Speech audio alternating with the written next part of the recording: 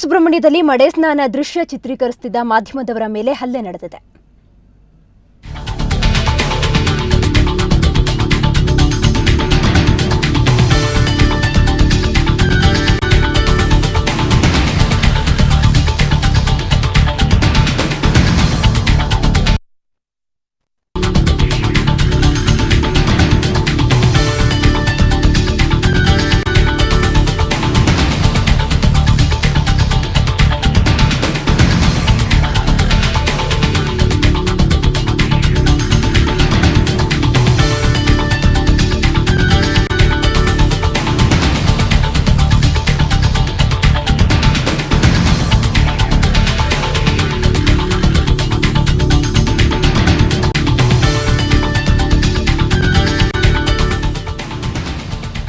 ಈಗಾಗಲೇ ನಮ್ಮ ಸುವರ್ಣ ಸುದ್ದಿವಾಹಿನಿಯಲ್ಲಿ ನಿನ್ನೆಯಿಂದ ಪ್ರಸಾರವಾಗ್ತಿರತಕ್ಕಂತಹ ಮಡೆ ಸ್ನಾನ ಏನಿದೆ ಆ ಒಂದು ಆಚರಣೆ ಕುರಿತಂತೆ ಎರಡು ಭಿನ್ನವಾದ ಒಂದು ರಾಗಗಳು ಬರ್ತಾ ಇದ್ದಾವೆ. ಸೊ ಒಂದು ಮಡೆ ಸ್ನಾನ ಆಚರಣೆ ಇರಬೇಕು ಅಥವಾ ಇಲ್ಲವೋ ಎಂಬ ಬಗ್ಗೆ ಇದೀಗಾಗಲೇ ಏನು ಎರಡನೇ ದಿನದ ಮಡೆ ಸ್ನಾನ ಇದಾಗಿರುತ್ತೆ. ಕುಕ್ಕೆ ಸುಬ್ರಹ್ಮಣ್ಯದಲ್ಲಿ ಮಡೆ ಸ್ನಾನ ದೃಶ್ಯವನ್ನ ಚಿತ್ರೀಕರಿಸುತ್ತಿದ್ದಂತಹ ಮಾಧ್ಯಮದವರ ಮೇಲೆ ಹಲ್ಲೆ ನಡೆದಿದೆ ಅನ್ನೋ ಸುದ್ದಿ ಕೂಡ ಇದೀಗಾಗಲೇ ಬಂದಿದೆ. ಬನ್ನಿ ಬಗ್ಗೆ ಹೆಚ್ಚಿನ ಮಾಹಿತಿಯನ್ನ ಪಡೆಯೋಣ. ನಮ್ಮ ಪ್ರತಿನಿಧಿ ಸುಕೇಶ್ ಈಗ ದೂರವಾಣಿ ಸಂಪರ್ಕದಲ್ಲಿದ್ದಾರೆ. ಸುಕೇಶ್, ಯಾವಾಗ ಹಲ್ಲೆ ನಡೆದಿದ್ದು, ಯಾರ ಮೇಲೆ ಯಾರು ಹಲ್ಲೆ ನಡೆಸಿದ್ದು? ಚತುರ್ಥಿಯ ದಿವಸ ನಿನ್ನೆ ಮಡೆ ಸ್ನಾನ ಆರಂಭ ಆಯಿತು. ಇವತ್ತು ಪಂಚಮಿ ದಿವಸ ಎರಡನೇ ದಿನದ ಮಡೆ ಸ್ನಾನ ನಡೆದಿತ್ತು. ಇದೀಗ ಏನು ಎರಡನೇ ದಿವಸ ಮಡೆ ಸ್ನಾನ ಆರಂಭ ಆದ ಕೂಡಲೇ ಮಾಧ್ಯಮದವರು ಚಿತ್ರೀಕರಣ ಮಾಡುವ ಸಂದರ್ಭದಲ್ಲಿ ಭದ್ರತಾ ಸಿಬ್ಬಂದಿ ಕ್ಯಾಮೆರಾಗಳನ್ನು ಎಳೆದಾಡಿ ದಾಂಧಲೆ ನಡೆಸಿದ್ದಾರೆ.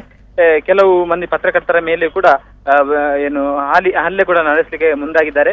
ಇದೆಲ್ಲವೂ ಏನು ಉಪವಿಭಾಗಾಧಿಕಾರಿ ಸುಂದರ್ ಭಟ್ ಅವರ ಸಮಕ್ಷಮದಲ್ಲಿ ನಡೆದಿರುವುದು ಮತ್ತೊಂದು ಇದು ಪ್ರಕರಣ ಆಗಿದೆ.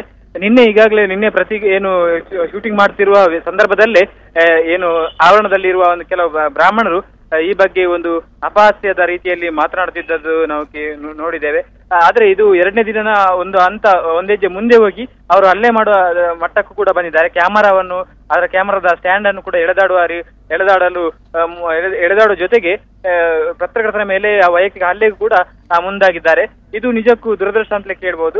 ಒಂದು ಉತ್ತಮ ಒಂದು ಆಚರಣೆ ಏನಿರ್ಬೋದು ಅದರ ಬಗ್ಗೆ ಪರ ವಿರೋಧ ಚರ್ಚೆ ಆಗುವುದು ಆರೋಗ್ಯಕರ ಸಮಾಜದ ಒಂದು ಬೆಳವಣಿಗೆ ಆಗಿದೆ. ಇದಕ್ಕೆ ದಾರಿ ಮಾಡಿಕೊಡ್ಬೇಕಾದಂತಹ ಒಂದು ಏನು ಪ್ರಜ್ಞಾವಂತರ ನಾಡಿನಲ್ಲಿ ಈ ಘಟನೆ ಆಗಿರೋದು ದುರದೃಷ್ಟ ಅಂತ ಹೇಳ್ಬೋದು.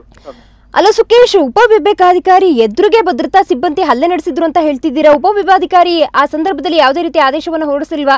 ಹಲ್ಲೆ ಮಾಡಬಾರ್ದು ಅನ್ನೋ ನಿಟ್ಟಿನಲ್ಲಿ ಹಲ್ಲೆ ಸಂದರ್ಭ ನಿಮ್ಮ ಒಂದು ಸಪೋರ್ಟ್ಗೆ ಯಾರು ಕೂಡ ಅಲ್ಲಿ ಬರ್ಲಿಲ್ವಾ? ಯಾರು ಕೂಡ ವಿರೋಧ ವ್ಯಕ್ತಪಡಿಸ್ಲಿಲ್ವಾ ಅಂತ?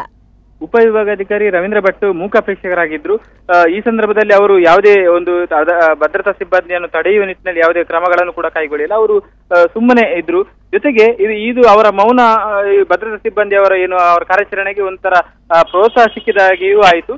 ಜೊತೆಗೆ ನಿನ್ನೆ ಅಷ್ಟೇ ಏನು ಮಾಧ್ಯಮದವರು ಶೂಟಿಂಗ್ ಮಾಡಬೇಡಿ, ನನ್ನ ಜೊತೆ ಮಾತಾಡಿ ಅನ್ನೋ ರೀತಿಯಲ್ಲಿ ನಿನ್ನೆ ಹೇಳಿದ್ರು. ಆದ್ರೆ ಮಾಧ್ಯಮದವರು ಅವರ ಹೇಳಿಕೆಗೆ ಯಾವುದೇ ಇದಕ್ಕೆ ಬೆಲೆ ಕೊಡದೆ ತಮ್ಮ ಕರ್ತವ್ಯವನ್ನು ಅವರು ಮುಂದುವರಿಸಿದ್ರು.